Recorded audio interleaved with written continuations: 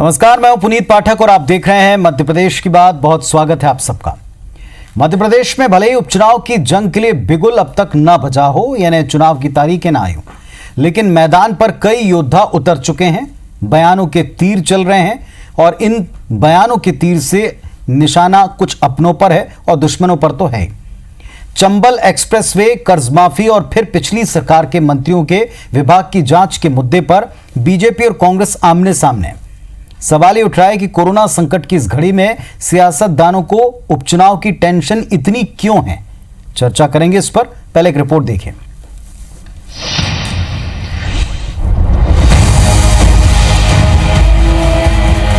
ज्योतिराज सिंधिया भी हो गए हैं, 1 और 11 हो गए झूठ बोलने स्टोर खोलने वाले।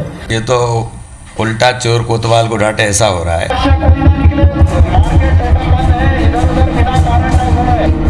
देश में जहां सभी कोरोना महामारी को लेकर संकट से निपटने का उपाय ढूंढ रहे हैं, वहीं मध्य प्रदेश में सियासी दलों को कोरोना से ज्यादा उपचुनाव की चिंता सताने लगी है। ऐसे में सरकार में बैठी बीजेपी जहां चुनाव से पहले बड़े ऐलान और कांग्रेस नेताओं से मुलाकात के जरिए सदस्यता दिलाने में लगी है, तो सत्ता में वापसी की उम्मीद लगाए बैठी कांग्रेस को बीजेपी पर हमला बोलने का मौका मिल गया है। उपचुनाव की तैयारी के बीच प्रदेश में बनने वाले चंबल एक्सप्रेसवे को लेकर सियासत छिड़ गई है। बीजेपी ने चंबल एक्सप्रेसवे का नाम बदलकर चंबल प्रोग्रेस कर दिया है। सीएम शिवराज के इस प्रोजेक्ट पर जल्द काम शुरू करने और इसके लिए जल्द ही भूमि पूजन करने के ऐलान के बाद प्रदेश का सियासी पारा गर्म हो गया है। 24 सीटों पर उपचुनाव के कारण सरकार इसे लेकर हड़बड़ी में दिखाई दे रही है। इधर कांग्रेस सरकार के आखिरी 6 महीने के फैसलों की जांच कराने के मामले में पूर्व मंत्री पीसी शर्मा ने बीजेपी सरकार पर निशाना साधा है। पीसी शर्मा ने कहा है कि बीजेपी को उपचुनाव में हार का डर है, इसीलिए मुद्दे से भटकाने के लिए नए प्रपंच रचे जा रहे हैं। ये सब चीजें वो हैं जो एक उनको डर है कि चुनाव में जीत नहीं पाएंगे। ऐसे इसकी आज कोई आवश्यकता नहीं है। अभी 2 महीने से कोरोना ही चल रहा है और लॉकडाउन चल रहे हैं, उसमें ये बात करना हास्यास्पद है। लेकिन इनको कहीं कुछ नहीं कर पाएंगे। वो 15 महीने क्या करते रहे, हमसे उम्मीद कर रहे हैं। अगर उनको बताना है तो अपने 15 महीने की कार्यकाल की कोई उपलब्धि बताएं और फिर हमसे कहें हम क्या कर रहे हैं जी, हम पे ही छोड़ दें। जाहिर है मध्य प्रदेश में 24 विधानसभा सीटों पर उपचुनाव होना है। उसमें से सबसे ज्यादा 16 विधानसभा सीटें इसी ग्वालियर चंबल इलाके में हैं। इसलिए चुनाव के दौरान दोनों दलों का फोकस इस रीजन पर है। चंबल एक्सप्रेसवे पर सियासत भी इसी कड़ी का हिस्सा है। इसलिए कोरोना संकट और लॉकडाउन के दौरान इस एक्सप्रेसवे के निर्माण की याद सरकार को आ रही है। वहीं कोरोना काल में सियासी दलों की उपचुनाव को लेकर चिंता जनता की जान पर भारी पड़ सकती है। सुधीर दंडोतिया, IBC 24, भोपाल। तो बयानों के तीर में अब उन कामों की चिंता हो चली है जिन कामों को लेकर के पहले तो इलाके के लोगों ने लंबी राह तकी और अब एक दूसरे पर काम करने और काम न करने को लेकर कटाक्ष भी हैं और निशाना साधा जा रहा है। हमारे साथ में इस वक्त 2 बहुत ही खास मेहमान जुड़े हैं, सीधे आपको उनसे मिलवाते हैं। जीतू पटवारी साहब हैं, पूर्व मंत्री हैं, कार्यकारी अध्यक्ष हैं मध्य प्रदेश कांग्रेस के, और गोपाल भार्गव साहब हैं, पूर्व मंत्री। हमारे साथ में इस पैनल में आप दोनों का बहुत स्वागत है। गोपाल भार्गव जी, पहला सवाल आप ही से है। ये चंबल एक्सप्रेसवे की अचानक से चिंता क्यों हो गई कोरोना काल में लोगों की जान बचाने से पहले? ये एक बड़े आरोप है, एक बड़ी चिंता क्या उपचुनाव को लेकर के, क्योंकि वहां ज्यादा सीटें? देखिए, प्रधानमंत्री जी ने भी कहा है जान है तो जहान है।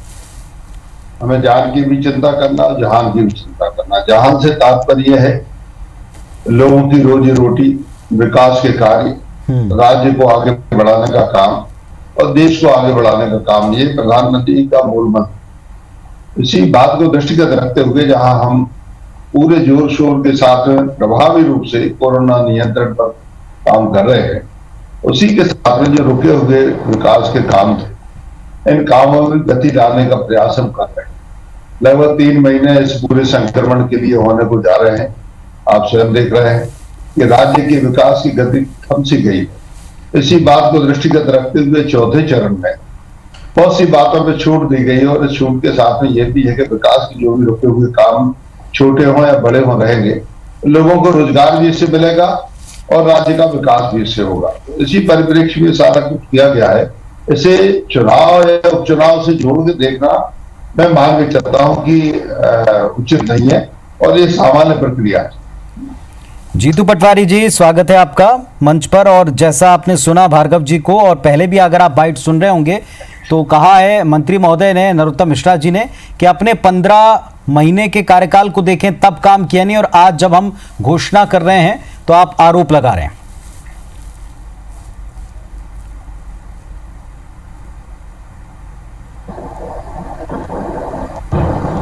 नहीं, मध्य प्रदेश सारे राजनीतिक दलों का एक दायित्व है कि हम प्रदेश की चिंता करें, सर्वजन हिताय काम करें। इसमें किसी को कोई आपत्ति नहीं है, कांग्रेस पार्टी को बिल्कुल भी नहीं है। पर यह भी बात सही है कि पूरे प्रदेश में कोरोना अभी चौथा चरण लॉकडाउन का चल रहा है, और लोग लॉकडाउन के इस काल में लोगों की जान बचाना, स्वास्थ्य का ध्यान रखना, उनके खाने पीने की बात करना, रोजगार की बात करना, मजदूरों को पलायन जो हो रहा है, लाठियां ग्वालियर चंबल में ही दतिया में लाठी चार्ज हो रहा है, रीवा में लाठी चार्ज हो रहा है, यूपी और मध्य प्रदेश की बॉर्डर पर उसको निपटाना, और साथ ही साथ मध्य प्रदेश की वो चेन जो लॉकडाउन के कारण रुक गई, वो चाहे खाने पीने के वस्तुओं की हो, चाहे हमारे दवाइयों की हो, चाहे अन्य ऐसी रोजमर्रा की जिंदगी में काम आने वाली वस्तु, उस पर काम नहीं करती ये सरकार। ये सरकार काम करती है एक्सप्रेस हाईवे पे। ये सीधा ये बताता है कि हमारी जान आफत में है, और हम ये 24 चुनाव में से जो ग्वालियर चंबल के चुनाव है, हमने धोखे से, पीछे से, षड्यंत्र करके, विधायकों को खरीद के जो सरकार बनाई है, हमारे पास बताने को कुछ नहीं है। इसलिए ग्वालियर चंबल की एक्सप्रेस हाईवे याद आई और उसका नाम बदला गया। ये अपने आप में एक डरे हुए लोगों का, एक कायर लोगों का, एक षड्यंत्रकारी लोगों का जो असली चेहरा है वो जनता के बीच में आ रहा है। तो मैं मानता हूं कि ये अपने आप में हमें बताता है कि कांग्रेस के वीरों लगे रहो, लोग डरे हुए हैं, पर कोरोना में सरकार के साथ है। इन परिस्थितियों में सरकार के साथ खड़े थे और रहेंगे। हम कोई राजनीतिक बात नहीं करेंगे, हम कोरोना में सरकार का साथ देंगे।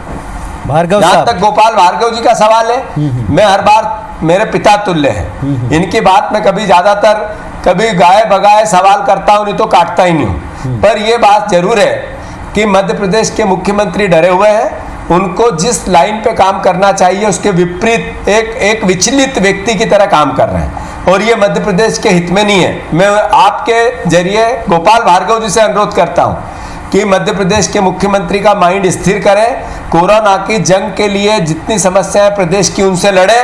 कांग्रेस पार्टी पूरी ताकत से उनके साथ है, कोई राजनीतिक द्वेष भाव नहीं है इसमें, और न कोई चुनाव की हमें चिंता है। चलिए, और एक आरोप और जो लगाया जाता है कांग्रेस पार्टी पर कि चंबल के बारे में, एक्सप्रेसवे के बारे में कांग्रेस पार्टी ने झूठ बोला, ये बीजेपी प्रदेश प्रेसिडेंट का इसमें बयान है। चलिए, पहले मैं गोपाल भार्गव जी के पास जाता हूँ। गोपाल भार्गव जी, क्या विचलित की तरह काम कर रहे हैं? कांग्रेस पार्टी हर उस काम में साथ देने के लिए तैयार है जो कोरोना संक्रमण से बचाव के लिए इस वक्त प्राथमिकता होनी चाहिए। क्या प्राथमिकता में वो जगह, वो एक कार्य योजना इसीलिए है क्योंकि उसी इलाके में ज्यादातर सीटें? देखिए, किसी बात को इस तरह से जोड़ना और किसी विषय को इस तरह से मोड़ना, ये जीतू जी की विशेषता है। मैं इतना ही कहना चाहता हूं कि लगभग 3 महीने होने को है, क्या इस राज्य में कोई विकास कार्य शुरू नहीं हो।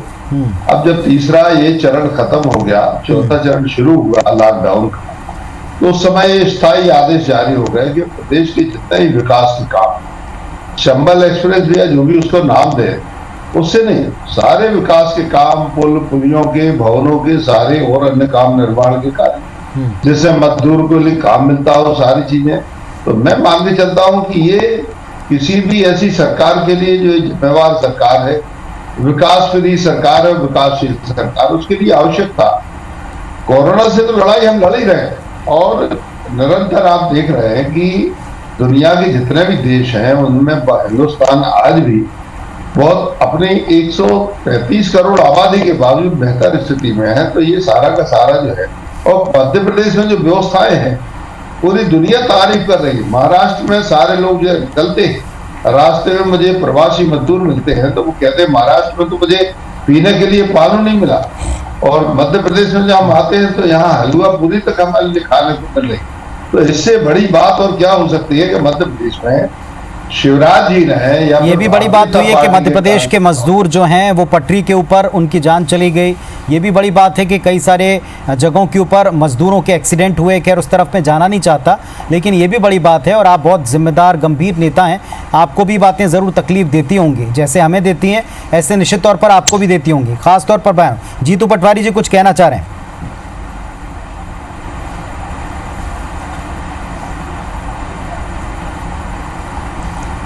गोपाल भार्गव जी बिल्कुल सही कह रहे हैं कि कोरोना के साथ हमें अब जीना है, ये उनका मूल वक्तव्य का पूरा सार है। पर आज आवश्यकता इस बात की है कि हमारे प्रदेश के मुख्यमंत्री कहते हैं कि हम 3 लाख मजदूरों को लेके आ गए। मजदूर आ रहे हैं कंटेनर में, मजदूर आ रहे हैं मिक्सर में, मजदूर आ रहे हैं पैदल चलकर, मजदूर आ रहे हैं बैलगाड़ी से, और इस तरह की बातें, लोगों को भ्रम फैलाना, झूठ बोलना। अभी मैं सही है, लोगों को खाना मध्य प्रदेश में मिला, ये हमारे संस्कार है, पर सामाजिक संस्थाओं ने की, राजनीतिक वर्करों ने की, आम आदमी ने की, व्यक्तिगत की, सरकार ने कितना दायित्व निभाया गोपाल भार्गव जी, जरा ये चिन्हित करके आप बता दें। मेरे इंदौर में जहाँ से आता हूँ, बाईपास के ऊपर 20 जगह खाने पीने की व्यवस्था थी, एक जगह भी सरकार की नहीं थी, सब हमारे प्राइवेट लोगों की थी। तो ये बात कहना, मैं समझता हूँ थोड़ा सा अपने गिरेबान में सरकार को झांकना चाहिए। पर ये जरूर है कि इन पूरी परिस्थिति में अभी जितने भी मंत्री बने हैं वो अपना दायित्व निभाते हुए, किसानों की तकलीफों की बात है, कृषि मंत्री को उस पर काम करना चाहिए, वो आरोप प्रत्यारोप करते हैं। स्वास्थ्य मंत्री को स्वास्थ्य को लेकर, इंदौर में सबसे ज्यादा संक्रमण है, उज्जैन में सबसे ज्यादा मृत्यु दर है, एक बार भी नहीं गए, पर रोज आरोप प्रत्यारोप। हम पुराने सरकार के कामों की जांच कराएंगे, जांच कराना है, कराना ही चाहिए, आपका दायित्व है। पर आज तो स्वास्थ्य को लेकर एक बार आपको उज्जैन जाना चाहिए, इंदौर जाना चाहिए, करना चाहिए, नहीं करना चाहिए। हमारे जो कांग्रेस के बिके हुए मंत्री आपने बनाए, वहां आप जिस जिले से आते हो, सुर्खी में, वहां पर यूपी का गेहूं तुलने आ गया, आप खाद्यान्न मंत्री की कॉन्स्टिट्यूंसी के अंदर। तो ये सवाल, आज ये कोरोना से जंग है आपकी, ये रोजगार है, ये क्या हो रहा है भाई? और आप जैसा वरिष्ठ आदमी आंख मूंदे बैठा है इस इतनी अनियमितताओं के बाद, तो जनता तो पूछेगी, हमारा भी धर्म है कि हम भी पूछें। तो ये सवाल, आज की सरकार किस दिशा में काम कर रही है और कितना मानवीयता का ध्यान रख रही है, और इस महामारी में कितना सबको साथ में लेके साथ चल रही है, बिल्कुल 0 बटा सन्नाटा। भार्गव साहब उत्तर दीजिएगा। आप 15 महीने का कार्यकाल का हिसाब मांग रहे हैं, लेकिन अगर कोई आपसे पूछे कि सरकार में अभी ये दायित्व हैं और विपक्ष का तो काम ही होता है सरकार के सवालों का जवाब देने से पहले कि क्या आप कर रहे हैं, उस पर वे प्रश्न उठाएं, नज़र रखें, कमियों को गिनाएं। अगर विपक्ष आपसे पूछता है तो आप कह रहे हैं कि हम पिछले कार्यकाल के जो चीज़ें उनकी जाँच कराएंगे। इस समय कोरोना छोड़कर केवल पॉलिटिकल बयानबाजी हो रही। देखिए, यदि कोई गड़बड़ी हुई होगी तो पिछली सरकार ने भी ऐसी जांच के लिए समितियां भी बनाई थी, चाहे वह स्वास्थ्य का मामला हो, चाहे वह वृक्षारोपण या पौधारोपण का मामला हो, चाहे वह तब लेकिन इस तरह का संक्रमण नहीं था, और तब आप लोगों की तरफ से कहा जाता था कि ये केवल बदले की तरह काम है, ये केवल सस्ती तरह की राजनीति है, तब ये आरोप आपकी तरफ से लगा करते थे। निश्चित रूप से यदि कोई गड़बड़ी करता है, कोई भ्रष्टाचार होता है, कोई काला बाजारी, और दूसरा 15 साल में घोटाले नहीं हुए, 15 महीने में हो गए। नहीं, मैं ये कोई प्रमाण पत्र देने वाला नहीं हूँ कि 15 वर्षों में घोटाले नहीं हुए या 15 महीने में हो गए। ये तो जांच का विषय है, तथ्यों का विषय है।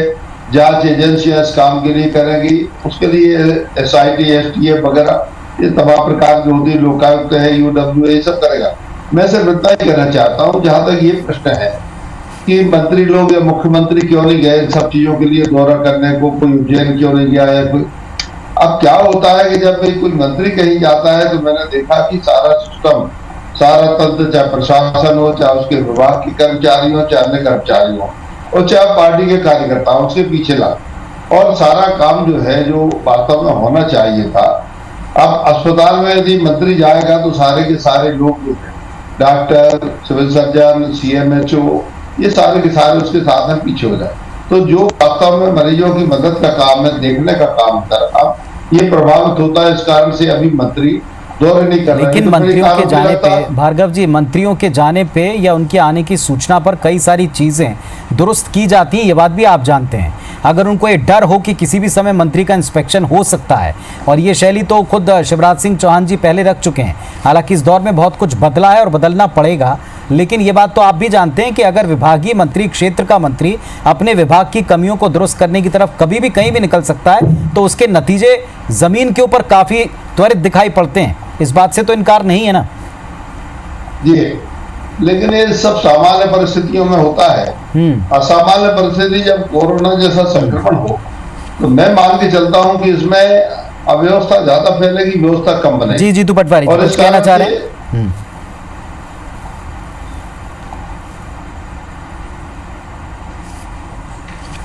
मेरा अनुरोध गोपाल भार्गव जी से इतना है कि असामान्य परिस्थिति में जांच की बात होती है, एक्सप्रेस हाईवे की बात होती है, आरोप प्रत्यारोप की बात होती है, राजनीतिक चुनाव की तैयारियां होती है, सदस्यता भारतीय जनता पार्टी कांग्रेस के लोगों को दिलाने की बात होती है। ग्वालियर चंबल में जश्न मनाया जाता है। नरोत्तम मिश्रा स्वास्थ्य मंत्री लॉकडाउन के पालनों की उधेड़बंदी करते हैं। ये सब हो सकता है, पर ये असामान्य दिनों में लोगों की मदद नहीं हो सकती। जहाँ पे सबसे प्रभारी मंत्री, कोरोना के सबसे ज़्यादा मरीज है उज्जैन के प्रभारी मंत्री, स्वास्थ्य मंत्री वहाँ नहीं जा सकते। ये किस तरह की सरकार चला रहे हैं? सरकार चला रहे हैं या केवल लोगों को मूर्ख बना रहे हैं, केवल राजनीतिक रोटियां सेक रहे हैं? मध्य प्रदेश की जनता को और कितना ठगोगे आप लोग? भार्गव साहब, मुझे जहां तक जीतू भाई की बातों से, एक मजदूर की वेदना जो पैदल चलता है उससे पूछो तो सही मिलके। नहीं, इसी वेदना के कारण मैं अपने विधानसभा क्षेत्र में रह और अपने जिले में रह, मैं जितनी हो सकती है मदद का काम मैं कर रहा हूं। आप स्वयं देख सकते हैं, जानकारी ले सकते हैं। मेरा जो राजधर्म है, फिलहाल एक सीमित क्षेत्र में काम करने का मैं अपना काम कर रहा हूँ। जहां तक किसी सवाल तो इस पर भी जीतू पटवारी जो उठा रहे हैं कि आप जैसे वरिष्ठ नेता केवल अपने इलाकों तक सीमित क्यों हैं? आपके तजुर्बे का, आपके अनुभव का, आपके प्रशासनिक कौशल का इस्तेमाल क्यों नहीं कर रही सरकार? सवाल तो विपक्ष ये भी कई बार उठाता रहा है। चलिए, तो आज हमारे साथ में जीतू पटवारी जी हैं, पूर्व मंत्री और कार्यकारी अध्यक्ष मध्य प्रदेश कांग्रेस के, और गोपाल भार्गव हैं, अनुभव का एक पूरा का पूरा अध्याय, जिनसे हम लगातार चर्चा कर रहे हैं। इस समय उपचुनाव होने हैं, पार्टियों का फोकस चुनाव पर हमेशा से रहा है, लेकिन ये अभूतपूर्व समय है। कोरोना संक्रमण का यह अभूतपूर्व समय है, वैश्विक संकट का, और इस समय कोई भी राजनीतिक बात जनता को कम से कम कतई गवारा नहीं होती। ये बात दोनों दल जानते हैं, लेकिन राजनीति से बाज नहीं आते। गोपाल भार्गव साहब, ऐसे वक्त में आप भी अच्छी तरह जानते हैं, आपने कई दफा एक बड़े के नाते, बुजुर्ग के नाते पार्टी को मार्गदर्शन दिया।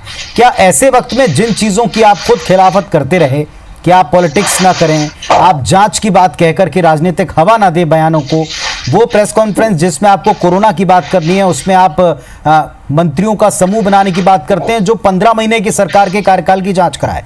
आपकी सरकार अगर आगे लंबी चलनी है तो कभी भी करा सकते हैं, वो चीजें मिटने वाली नहीं। लेकिन इस दौर में क्या ये केवल उपचुनाव के लिए नहीं हो रहा? नहीं, उपचुनाव से इसको जोड़ना मैं मांगनी चाहता हूँ उचित नहीं है, क्योंकि यदि कोई गड़बड़ी है तो फिर लोग ये पूछेंगे कि आपने इसकी जांच क्यों नहीं की। आप क्या इसमें सहानुभूति रखते हैं, शामिल हैं? आप किसी प्रकार से मिले जुले, तो मैं मान के चलता हूं यदि गड़बड़ी हुई है तो किस रूप में हुई है इसकी जांच होना चाहिए, चाहे भारतीय जनता पार्टी के शासन के कार्यकाल में हो या कांग्रेस के कार्यकाल में। बहुत ज्यादा, लेकिन आपको लगता है उसके नतीजे निकल आएंगे उपचुनाव के पहले तक? आप बता पाएंगे जनता को, हिसाब दे पाएंगे जनता को कि दरअसल इस संकट के काल में जब आपको मदद की जरूरत है तब ये पिछली सरकार के घोटालों का ये आउटकम रहा है, उसके ये नतीजे? क्योंकि 15 साल का हिसाब भी अभी तक जनता को नहीं मिल पाया, और क्या 15 महीनों का हिसाब आप इतनी जल्दी निकाल के दे पाएंगे? देखिए, हिसाब देने का काम तो कांग्रेस पार्टी को करना है, भारतीय जनता पार्टी की जिम्मेवारी नहीं है। दूसरी बात यह है कि बहुत से फैसले ऐसे हैं जो अभी मेरी जानकारी में नहीं है। इसका उत्तर हमारे या तो मुख्यमंत्री जी दे सकते हैं या फिर मंत्रिमंडल के जो भी मंत्रिमंडल जो प्रवक्ता है, जो सरकार के प्रवक्ता है, जो मंत्री है, वो दे सकते हैं। मैं जहां तक मैं अपनी पार्टी की विचारधारा, अपने दल की विचारधारा या पिछले 15 वर्षों का जो कार्यकाल रहा जिसमें हमें लगातार उन्नति कहा, उसके बारे में तो मैं कह सकता हूँ। ठीक है, अभी के बारे में मैं अपनी पार्टी से पूछ के उसके बारे में। ठीक है, फिर घूम फिर कर सवाल तो वहीं आ गया कि क्या और क्यों अनुभवों को साइड में रख करके केवल चंद चेहरे सामने हैं और वो जितनी बातें कर रहे हैं उसमें राजनीति दिखाई पड़ रही। जीतू पटवारी साहब, आपने पिछली सरकार में रहते हुए पहले की 15 साल की सरकार के घोटालों को उजागर करने के लिए तमाम तरह की जांचें मिठाई, अब आपके कार्यकाल की जांच के लिए एक जीएम बनाया गया। क्या इन सब के पीछे कोई जनता को पता भी चलेगा कि कितना घोटाला हुआ है?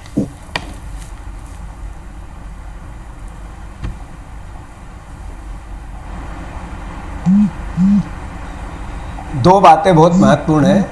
जहाँ तक जांच का सवाल है उसका स्वागत है, खूब होनी चाहिए, और गलत काम करने वाले जेल जाने चाहिए। ये जैसा गोपाल भार्गव जी ने अभी कहा वैसा ही मैं भी उसको स्वीकार करता हूँ। दूसरा, गोपाल भार्गव जी हमारे सदन के सबसे वरिष्ठतम नेता हैं। ठीक बात। मैं उनके बेटे की उम्र का हूँ। मैं मानता हूँ इस बात को कि वो अगर कोई बात कहते हैं तो बहुत गंभीरता से कहते हैं, और कोई बात को डिनाई भी करते हैं तो बहुत गंभीरता से करते हैं, साफ गोई से करते हैं। अभी उन्होंने कहा कि इसका जवाब सरकार देगी, बिल्कुल सही है। तो सरकार के पास सवालों का जवाब नहीं है, तो वो आरोपों से जवाब देना चाहती है, वो झूठे लोगों को भ्रमित करके जवाब देना चाहती है। अभी कोविड को लेकर जो फेल्यूर है उसको किस तरीके से छुपाएं, इसकी बात करना चाहती है। मैंने जैसा कहा कि मंत्रिमंडल बना, 25 मंत्री बन सकते थे, 5 ही क्यों बनाए गए? ये इस प्रदेश की जनता जानना चाहती है। अलग अलग विभागों को एक व्यक्ति चड्डी पहन के स्पाइडरमैन बनना चाहते हैं, शिवराज सिंह चौहान, ऐसा क्यों? अगर 25 मंत्री होते तो नेचुरल है, निगाहें ज्यादा रखते हैं, नेचुरल है विभाग अच्छा काम करता, पर पॉलिटिकल मैनेजमेंट करना है। सबसे डर लग रहा है कि एक पार्टी में विस्फोट नहीं हो जाए।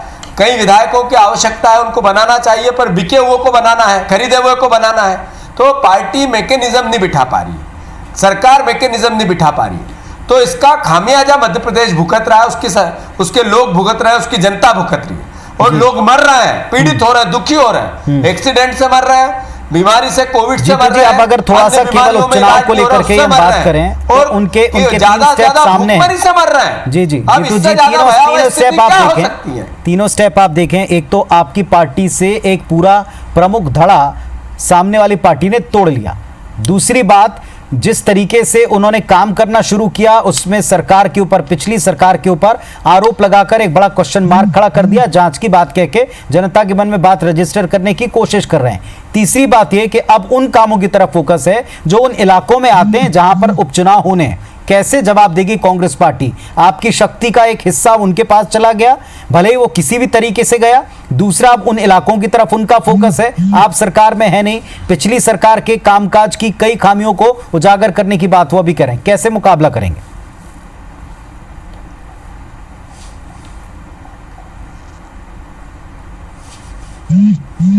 जहां तक उपचुनाव का प्रश्न है, जैसे हमने कहा हमारे एजेंडे में अभी उपचुनाव नहीं है।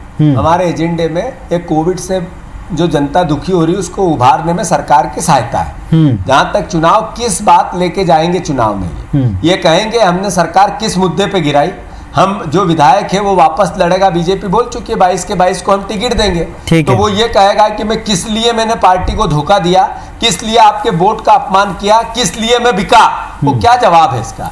हमारा सर्वे एक दौर का हुआ, हमने लोगों से बात की, 124 की 24 सीट कांग्रेस जीतेगी। एक भी कोई धड़ा चला गया, कोई नेता चला गया, कोई उससे लगे हुए कार्यकर्ता चले गए, विधायक बिक गया, पर कांग्रेस पार्टी के प्रति आस्था दलित, गरीब और सर्वहारा और किसान वर्ग में है।